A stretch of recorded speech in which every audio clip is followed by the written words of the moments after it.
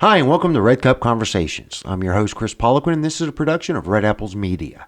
If you're watching us on television, you're doing so on Lake Sumter TV, Comcast Channel 13, Bright House 498, and CenturyLink Prism Channel 83.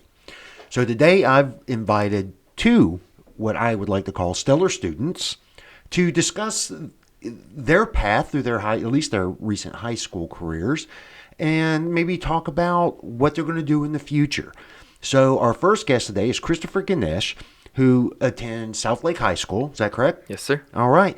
Kristopher, can I call you Chris? Yeah, that's fine. Good, because that's what I go by. Thank you for coming on the show and welcome. Thank you. Thank you for having me. I really appreciate it. Really, the honor is mine. I really do appreciate the hard work of students nowadays. And that's kind of what I want to do today is give other people some insight as to the challenges you've gone through to get to where you're at, what you're looking at doing in the future.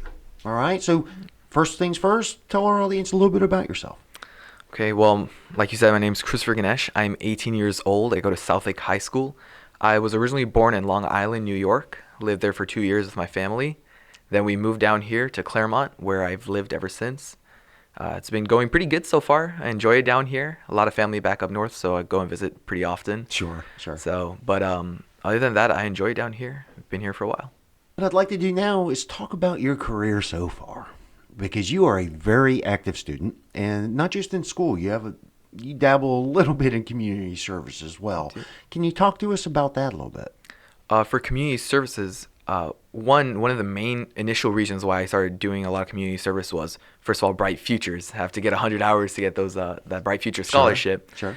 But after completing the first 100 hours, I volunteered at a place called STEAMFit, where me and other students basically helped other children, younger toddlers, anywhere between the ages of 2 and about 8, with just introducing them to those different STEAM skills and just teaching them a little bit about science, technology, engineering, arts, and math.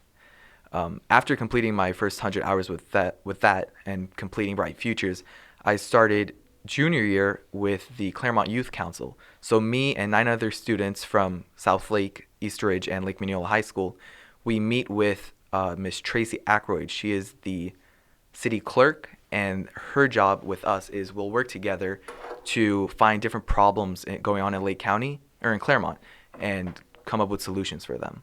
We initially started with going to the different branches of our municipal government, the police department, fire department, city works, all of those.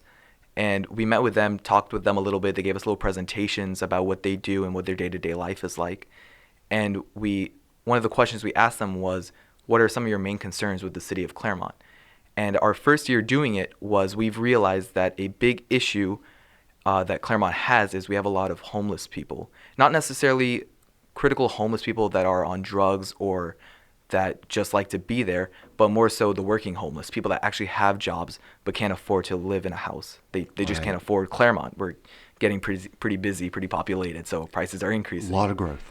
So one of our initial plans that we've put in motion and is currently being discussed by the council members is that we propose the idea to have a tiny home community for these working homeless. So a smaller house will be a cheaper mortgage for them, and then we plan on having it in a way that they will live there for a few years, slowly build up growth as they can save their money, and then hopefully progress further into maybe an apartment or even renting or owning their own house. Okay, there's more of a step up. Yes, exactly. Right. Just a stepping stone for them. Right, exactly. Right. You've recently been awarded, or I guess acknowledged as a Leaders for Life Fellow. Can you talk to us a little bit about that? Well, Leaders for Life is a branch of the Take Stock in Children's program, which I'm a member of.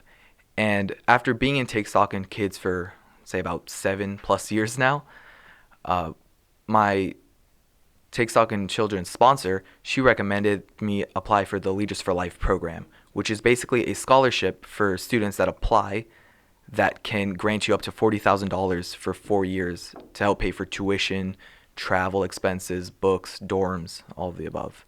Wow. So that I expected that was pretty powerful for you, wasn't it? It's a nice little scholarship. Of course, but earned, right? Yeah. Oh, I mean, if you weren't recommended, right, you wouldn't have even been looked at.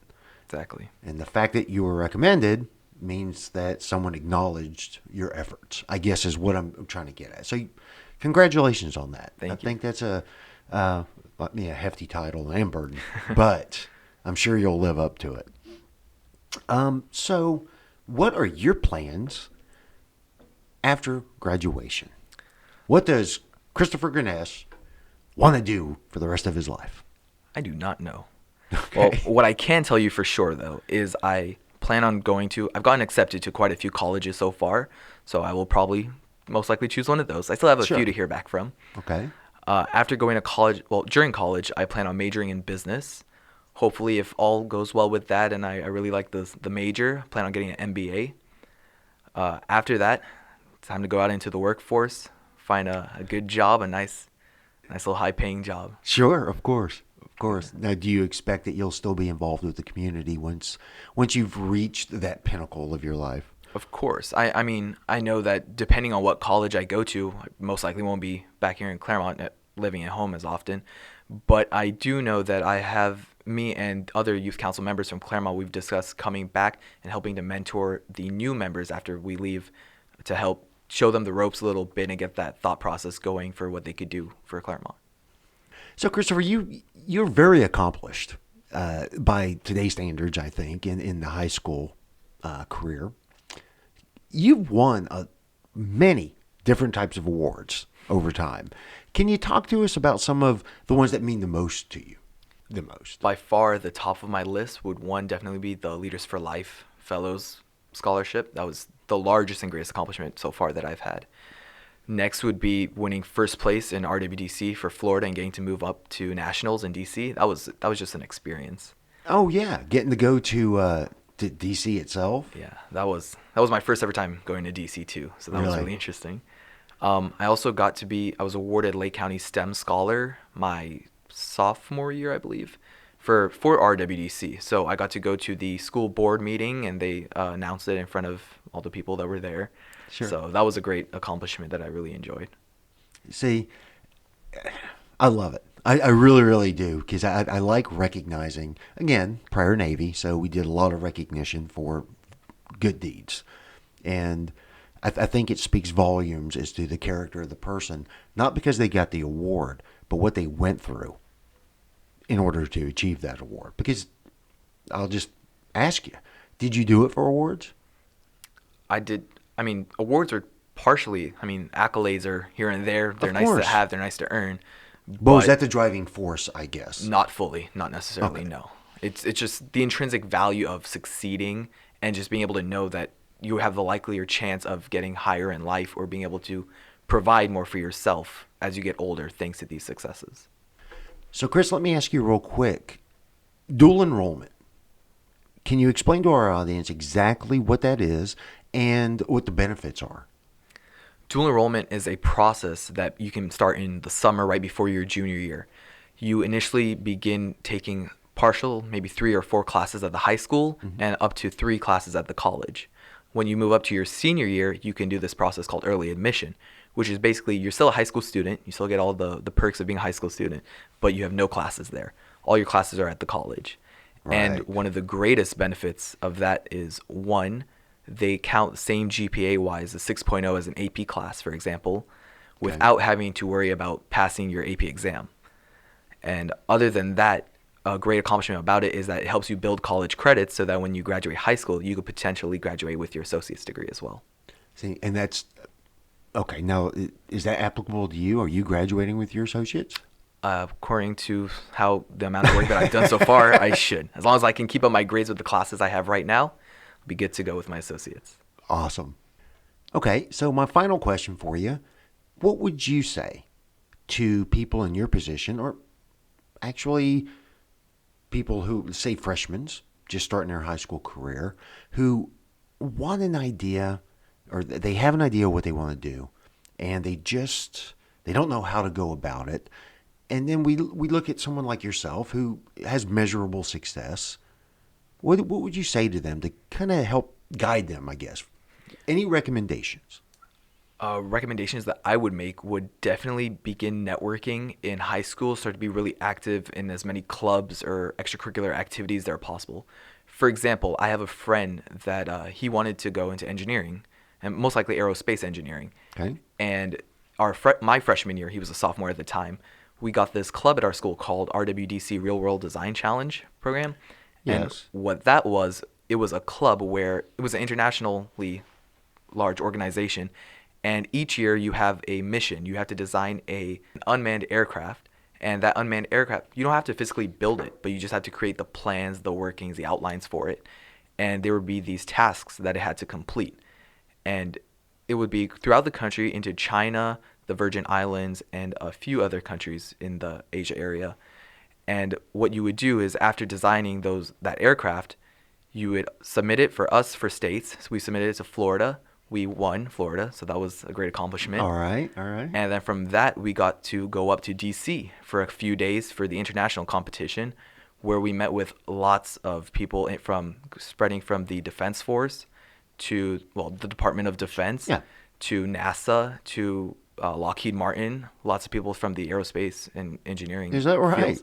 That was awesome form of Pretty networking. intense. It was. Those guys are doing it. If that's your goal, aerospace engineering or any type of engineering, those are the people you want to be around. Sure. So just finding clubs like that, you never know where it could take you to meet people like that, to help build your network and give you a better insight of what it could be like to have that life.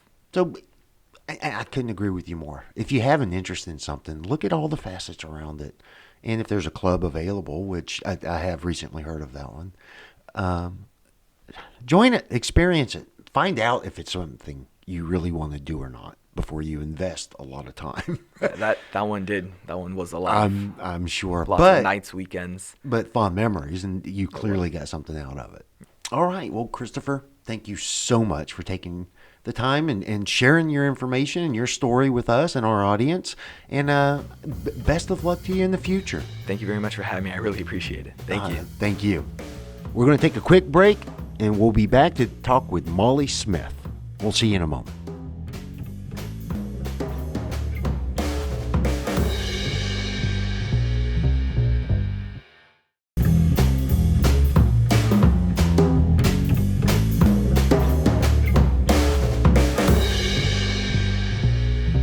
Hello and welcome back to Red Cup Conversations. Again, I'm your host, Kris Poliquin, and this is a production of Red Apples Media.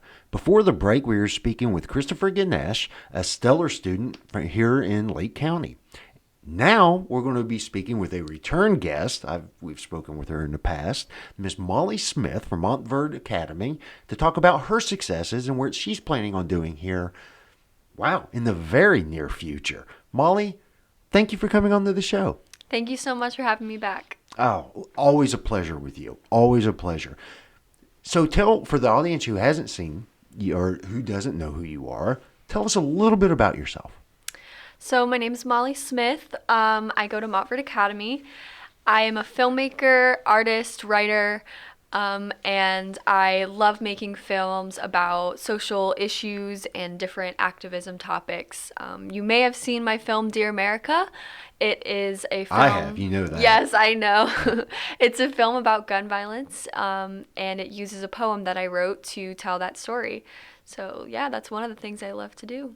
And now, how many films, I've been to your site, but how many films or projects in general, because there's some commercials, some PSAs.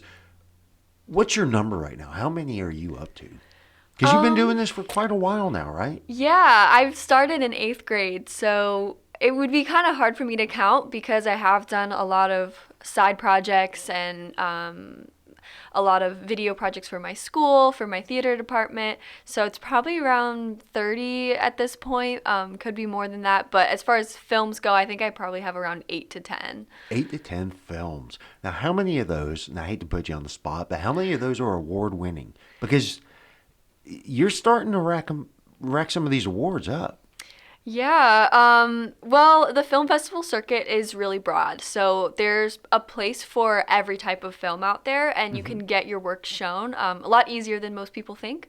So pretty much all of my films that I've submitted to film festivals have actually screened and have won awards. And what are some of those? Those films would be Dear Because America. we have a lot of people who are filmmakers, videographers Oh, who watch. really? So yeah, Awesome. absolutely. Yeah, so those films are Dear America, of course. I Don't Know is another one of my films that's screened a lot. Rules for Girls, my Adidas Spec commercial. And actually, my very first film I ever made, Pickles, is Pickles. Pickles. It Okay. actually did win a couple awards on the film festival circuit, but it is hidden from the internet. I'm not putting it out there because it's really bad, but for old time's sake, Pickles was one of those. And more recently, I have two films out right now, 100 Beautiful Things, which is a Civil War period piece, and Time, which is a 2-minute short with no dialogue. So those two films have been out recently, and I am currently working on a documentary. Okay. Good, Lucius. That's quite a lot. Now I gotta ask, and we'll touch base on your academics here in a little bit, because you're a stellar student. I mean, really, you're doing what you're supposed to be doing. Where do you find time to do film projects? So actually, in my school schedule, I have 2 class periods built for film, where I Okay. can just work on that and work with my teacher, edit. But I do spend a lot of time outside of class working on my projects because it's what I love to do, and I see it as my after-school activity. It is just my favorite thing in the world, and I couldn't not do it. So it really motivates me to make projects on my own because it is something that I love. And why do you love it? Where was the inspiration? You spoke of basically starting in the 8th grade. Mm-hmm. Was that just on a whim and then you found that you started enjoying this, or did you want to do it? Was it a passion your whole life, or just, Yeah. I guess, recently? For lack of a Well, better I've term? always loved storytelling and performing, but I started out as an actress, actually. I was acting in some FSU student films, and when I was on set with them, I really loved watching how these people were working together and moving in this choreographed movement as they made this story together. Now, And I'm going to pause you. How old were you when this was I taking was place? like 12. Okay. Yeah, so I was acting in a film, and I didn't really care that much about the acting. I Sure. wanted to see what everybody else was doing. I was so interested in the other side of it that my mom was like, "Okay, let's send you to a film camp and see if you really like it." So I went. I wrote some scripts. I made a film. I made Pickles. And then I knew I had to do it because I absolutely love storytelling. So how did you go about doing this before you had the opportunity to get into class, or have you been doing that your whole high school career? With filmmaking, it has been a little bit of a journey because my school did not really have an established film program. So I had to actually work with the administration and my teacher to build up a film program the way that I was looking for it. We started with mostly a broadcasting program, but then Okay. as I started working with them, they bought equipment and we created more classes. And now we have a 6th grade class that teaches them film, and we're working. Really? Yes, it's awesome. It's so great because we're starting them young. And we're working on a summer camp too for filmmaking that I would be teaching at. So we're really trying to build a program there, and I think it's going to be great. In the next few years, it's going to grow a lot. It sounds like a lot of fun. Yeah. And again, you have the passion for it. I do. So anything to me, anything that you're passionate about, it's easier to do because you want to do it. Right. Right? So where do you, because you're about to graduate, what are you looking at doing? Where is Molly going to be in 5 or 10 years? Well, I am going to attend college. I'm currently pretty sure that I will be attending Yale University. And Wow. That's yes, we're pretty very, amazing. very excited. My school is thrilled. My parents are thrilled. And there's just amazing faculty there. And I would be getting a degree in English and art. So I would be getting a good liberal arts education. And then I would probably continue on to a master's program in something specific relating to film. But I'm currently working on trying to get an internship for this summer. And I just want to keep making projects that I enjoy. So you're looking for an internship. You're also potentially going to be running a camp. Not want to say running, but being a teacher at a camp over Yep. the summer. You keep a pretty tight schedule, it sounds like. I do, but I need something in my life to keep me going. I always fill my schedule to the max, but honestly, it makes me happy. I'm a person that works well on a busy schedule. That's a trait that I tell you what, a lot of people get stressed out. Yeah. Okay, and a lot of, as a matter of fact, we'll shift gears a little bit. A lot of your peers, they've got busy schedules as well. But what would you say to fellow students who want to be able to achieve what you've done? Maybe not in film, but just don't know how to go about it. You know, I mean, like, Yeah. where can they find that drive if they don't already have it? Right. It is hard at times, and I can get stressed because there are a lot of things going on, but I've gotten really good at organizing my schedule. I have a planner that's actually kind of crazy. I like write every single thing down and I cross it off when I'm done. But it really keeps my life in order. And I also, a lot of students get really worried about college and Well, sure. classes and grades and extracurriculars. There's a lot going on, but I think setting aside time to spend it with my family and my friends and do fun things on the weekend really does keep me going, because you need time for yourself and you need time to have fun. So the past year, junior year was very hard for me. I had so many classes, a lot of films, I was doing a lot, and I had no time for social life. But I've kind of realized this past year that really does change my life and make a lot of things better for me, and I'm more productive and I get more things done when I take time for myself. So I think a lot of students forget to do that, and also just being really organized and having a planner, it really helps. So Now, have you always been like this? I've always been that type You say A it like it's a personality. problem. My mom always laughs because I'm so organized. She'll go in my brother's room and it's a mess, and my room's everything is in its spot. It never changes. So slight OCD, maybe. Yeah, a little bit of type A personality. Okay. Are you working on a current project now? I am. I'm working on a documentary film about feminism. So it's about feminism in the fourth wave and how Generation Z uses social media to promote feminism. So it's been a great project. I've been interviewing women all over the U.S., and I'm working on editing right now, and it will hopefully come out in the next few months. All over the U.S. Yes. So are you flying? Are you bringing them? Or is it No, teleconference? I've How are you been- putting this together? Yeah, I've been traveling. Really? Flying to different places. A lot of times they kind of line up with where I'm looking at schools. I'm trying to kill two birds with one stone. Okay. So when I went up to visit Yale, I interviewed a professor there. I interviewed a student there. And then when I went down to Miami for something, I interviewed a student there. So I'm trying to collect some different people from different areas, so we have a lot of perspectives. Okay. All right. Now, you've recently won 2 student Emmys, correct?